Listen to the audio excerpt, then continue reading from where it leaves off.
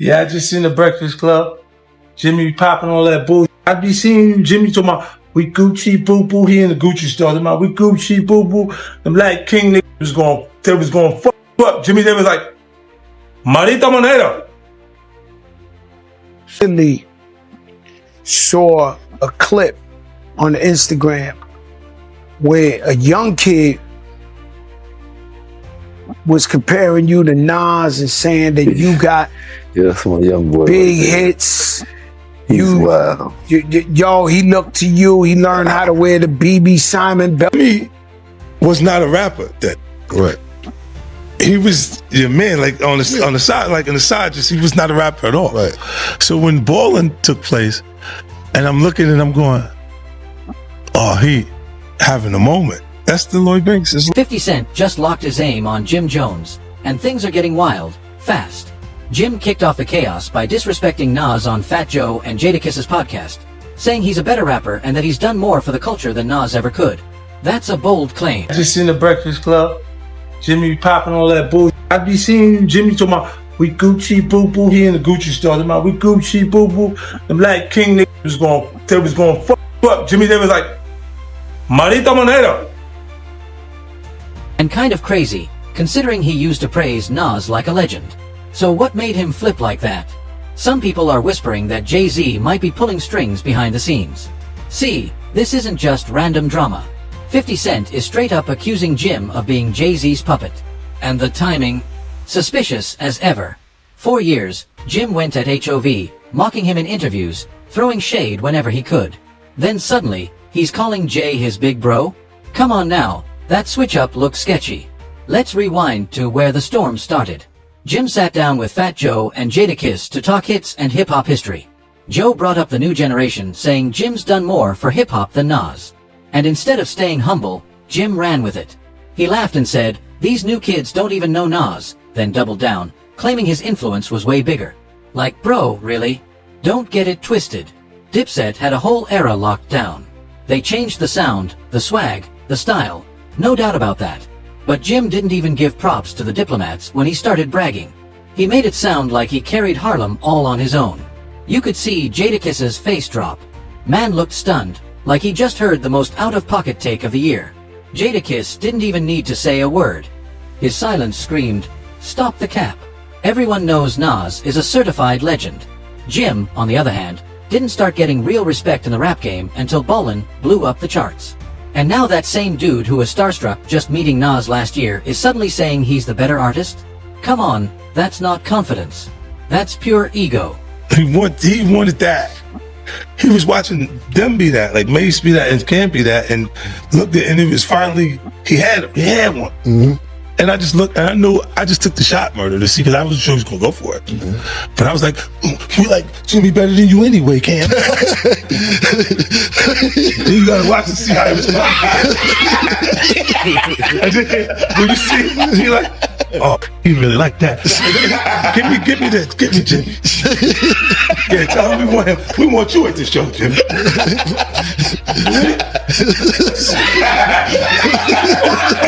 Yeah, but that was one of those things I just threw it out and see what. And then when he bit to it, because it was like he was having a moment that not sure that was going to ever happen again at that point. And then he's going, for them, they have records that where, look, I always say this to certain artists, I go, damn, when is he going to have his moment? Like, Jada kept it calm, but his face said everything. The disbelief was written all over it. And you already know that clip hit every major artist's feed within hours. But Jim wasn't done. Nah, he pushed the gas all the way down, saying he could out-rap Nas, claiming he's got better bars, sharper flow, more impact, more relevance, everything. Then he really crossed the line, saying, I'm more relevant now than Nas has ever been. Like, what? That's not self-belief, that's chaos unleashed. To back it up, Jim started pulling out numbers, Billboard peaks, Spotify streams, viral hits, top albums, trying to make data his defense. Saw a clip on Instagram where a young kid was comparing you to Nas and saying that you got that's my young boy. big hits. He's wild. Yo, he looked to you. He learned how to wear the BB Simon belt from you. He got his swag. Like, How crazy is that? Because in my era, you know what I'm saying, Nas is like a god. In my era too. I mean, So well, to be compared, let me that young kid out. he was young and we loved that he loved Jim Jones. I want you to break it down. Let's break this down. I admired Nas, but remember Nas' first record, The Barbecue, came out when I was in 11th. But the internet wasn't having it. Nas fans came ready. They pulled receipts faster than TMZ, reposting stats, album ratings, and awards, roasting Jim for disrespecting a man who's been dropping timeless classics before he even had a deal. The comments were brutal. Let's keep it real. This beef didn't just come out of nowhere. This tension's been brewing since the early 2000s, back when Nas called out Dipset and even mocked Cameron's Come Home With Me, calling it weak. Young, like you did, came to dressing, the wordplay, the music, everything. I was a superior Nas fan. Period. I'd never take that away from him. But then as I got in the game, you got to realize that your rivals would be idols, and not to take anything away from that. I developed my own style and my own lane that these kids start to gravitate towards the same way I gravitated towards Nas when I was younger and things like that. It's a whole different generation. We talking about 94, 93. I was in 11th grade. Nigga, it's 2025.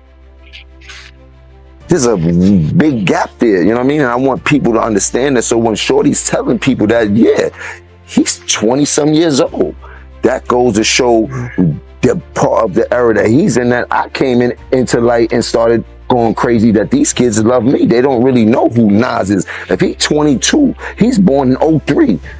Not all of them, some of them. Cam fired back over Nas's Hate Me Now beat, and boom, full-on war. Harlem versus Queens. Ego versus legacy. Pride versus greatness. But here's where it gets messy. While Dipset and Nas were going at it, Jim was also beefing with Jay-Z. And Jay used to clown Jim publicly. Things got ugly real quick. The real drama popped off when Jay-Z refused to make Cameron the vice president of Rockefeller. That one move set off a massive explosion between the Harlem crew and HOV's camp. Jim stood by Cam hard, and that loyalty kicked off a long, ugly feud with Jay himself. Fast forward to now, Jim's out here praising Jay-Z and dissing Nas after years of firing shots at both of them? Yeah, something's definitely off here. This ain't just random. This feels strategic, like there's a bigger play behind the scenes. Jim and Cameron have always felt like they got played by Rockefeller. They believe Jay used Harlem's flavor to boost the label's image, then tossed them aside like they never mattered. And don't forget, it was Dame Dash who brought Dipset into the rock circle, not Jay.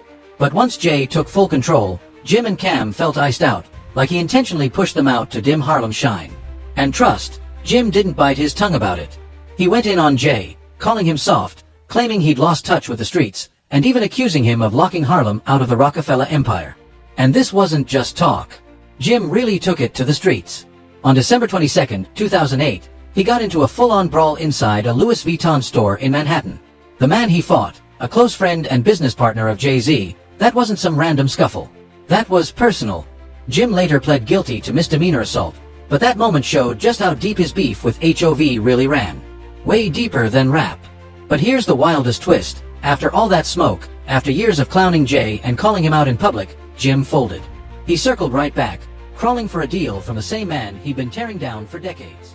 That's crazy. Persons, and then Nick be trying to act funny when it comes. No, I've been spanking a lot of this. I'm talking about the industry. I've been putting on.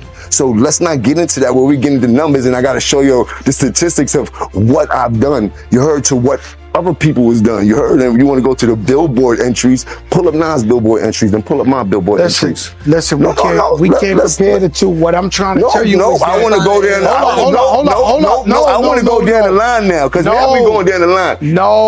He's a rapper and I'm a rapper. Listen, let's go statistically. It feels great. No, but I want to go statistically because when people be like, I feel the same way. We all feel the same way. And forget about the numbers. You heard? My numbers back up. The same dude who once said he'd never bow to Jay-Z was suddenly hoping HOV would throw him a lifeline to save his career. What a flip. That's exactly why people say Jim Jones can't be trusted. He's known for flipping sides the second things get rough. It's like loyalty gives him hives. And that's exactly why 50 Cent never respected him. Back in 2007, when the G-Unit vs. Dipset beef was boiling hot, Jim shocked the whole rap scene by showing up at a G-Unit event. Yeah, 50 invited him, but not to sign him or welcome him to the crew. Nah, 50 was playing chess while Jim was still moving like he's on checkers. He brought Jim out just to expose him.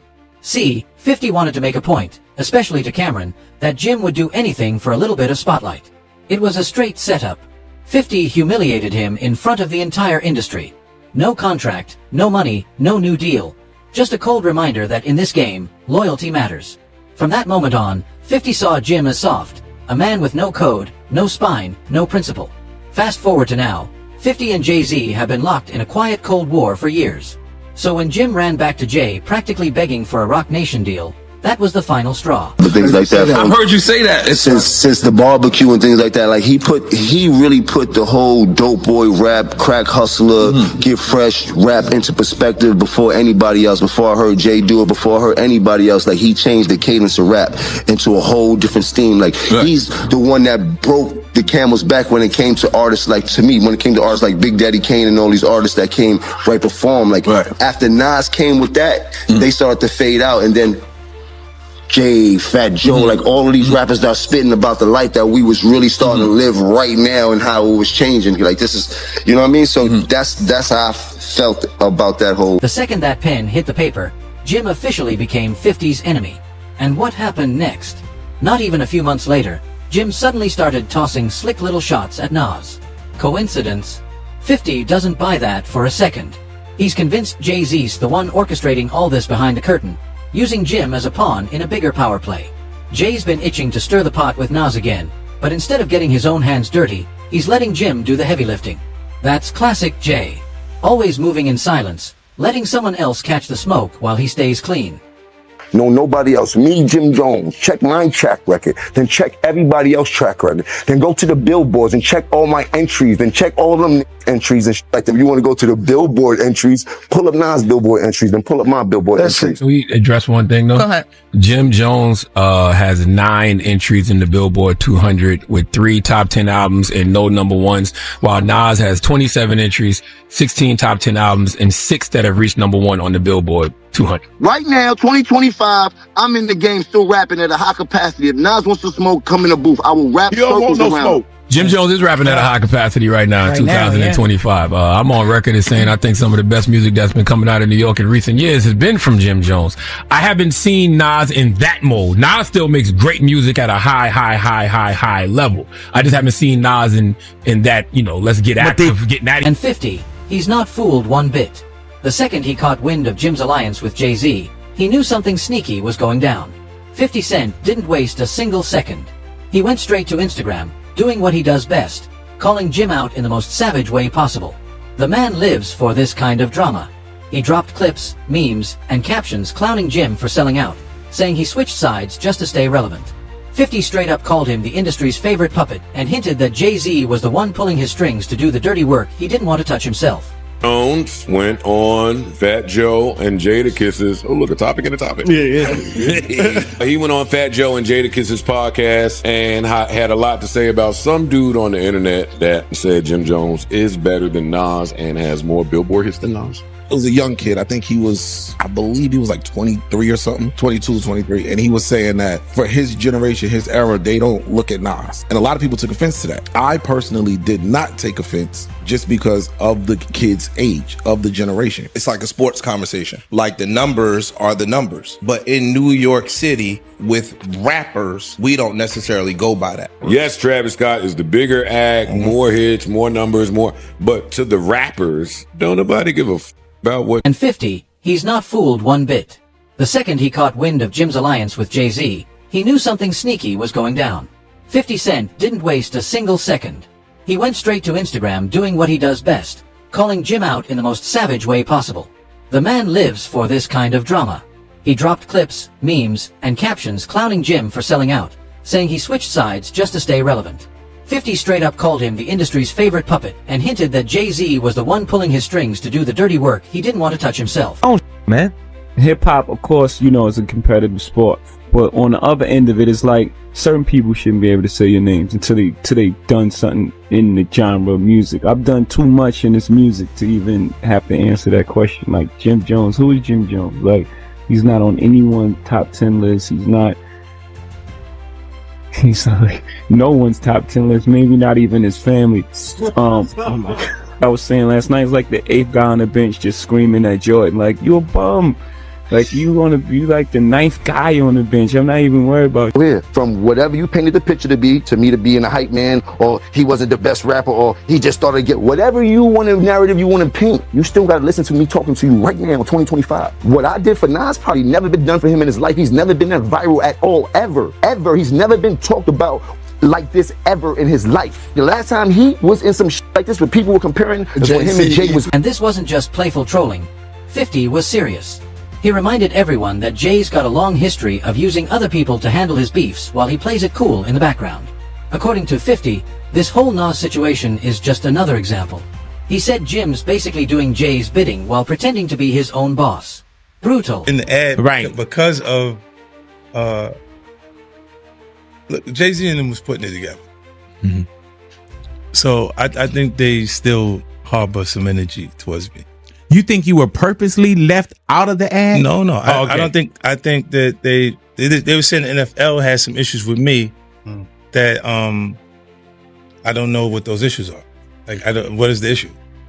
You see what I'm saying? Like, and I with M, because like with Nori he had communication. He said, yeah, that's why I talked to the big homie. He was saying to Jay, he was telling me, the white boy wouldn't do the truth without 50. Fire. And it got messy. Fans dug up old interviews where Jim was praising Nas, calling him one of the greatest, and even saying Nas inspired his hustle. Those clips spread like wildfire. Suddenly, everyone's asking, so, which Jim Jones are we getting today? The Nas fan or the Nas hater? The whole act started looking fake. And the memes, they exploded. Meanwhile, Nas didn't even blink. That's what really stung. The man stayed cool, dropping timeless bars, winning Grammys, and minding his business while Jim's out here chasing clout and clinging to controversy. And 50, he's loving every minute of it, throwing jabs at Jim every chance he gets. Sometimes slick, sometimes straight to the point, but always sharp, always surgical. At one point, he even said, Jim's the type to diss a legend just to get his boss's attention. Ouch. I hit the homie, the big homie Jay-Z, right? And I told him to come pull up on me. And he pulled up on me and he said, the white guy called for 50 Cent. So I said, who's the white guy? I'm digging this Jimmy Iovine. And he said, no, Eminem called directly for 50. And he said, that's his guy. He said, I can't do it if I can't bring 50 up. But here's where things start to get darker. Whispers started spreading that Roc Nation's own camp pushed Jim to stir up this whole Nas drama as part of a bigger PR stunt. And if that's true, it means this beef isn't just personal, it's business. Think about it. Controversy equals clicks, streams, and headlines. And nobody knows how to control a narrative like Jay-Z does. If 50's theory is right, then Jim's just another pawn on Jay's chessboard, and a disposable one at that. But 50 being 50, he didn't stop at just talking. He went digging. He started leaking behind-the-scenes stories. Moments where Jim was allegedly begging for features, begging for meetings, and still getting curved by the big names. He's basically tearing down that tough Harlem boss image Jim keeps selling, making him look desperate for validation from circles that never truly respected him. And honestly, this whole thing's starting to feel way bigger than rap. It's not just about bars anymore. It's about pride, credibility, and relevance. Jim's fighting to prove he belongs in the same league as the legends, but every move he makes just gives 50 more ammo to drag him through the mud. And 50 said it best, a real boss keeps their hands clean, even when they do dirt. That line hits different because it exposes how this whole industry really works. Jay-Z's mastered the art of moving like a ghost, calm, sharp, and untouchable. But behind that slick suit and quiet smirk, he's calculating every single move like a chess grandmaster. From borrowing Biggie's blueprint to freezing out his own Rockefeller brothers, Jay learned early that power isn't loud, it's silent and strategic. He doesn't just play the game, he owns the board. Look at the pattern. He iced out Dame Dash, made sure Cameron never got too much spotlight, and now he's got Jim Jones out here reigniting old beefs with Nas, while he stands back, cool as ever, pretending he had nothing to do with it. That's classic Jay. He lets everyone else get dirty while he walks away spotless. Bag secured. Image intact. It's cold, but it's genius. And that's exactly why 50 Cent doesn't rock with either of them. Loyalty is everything to him. And in his eyes, Jay and Jim broke that code a long time ago. That's also why 50 rides so hard for Eminem. M's been solid from day one. Never switched sides. Never folded under pressure. When the rumor hit that Jay tried to block 50 from performing at the Super Bowl halftime show, it was Eminem who stepped up and said, "If 50 ain't performing, then I'm not performing either." That's loyalty money can't buy. See, fame fades, numbers drop, and trends come and go. But respect, that's the real currency in this game.